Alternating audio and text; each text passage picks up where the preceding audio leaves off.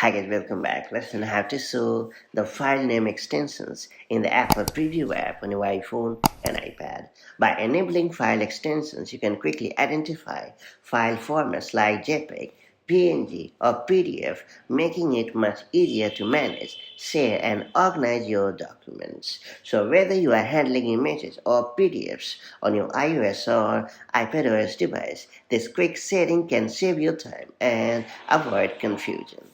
That's it. Let's get started. So first we have to launch the Apple Preview app on your iPhone or iPad. And then you have to hit the Browse tab located at the bottom of the screen. And then you have to choose the preferred location like the iCloud Drive or your iPhone or iPad. After that, you have to tap on the menu button located at the upper right corner of the screen. Then you have to choose the View options in the drop down menu. And finally, you have to enable the toggle for Show All File Name Extensions and you are all set.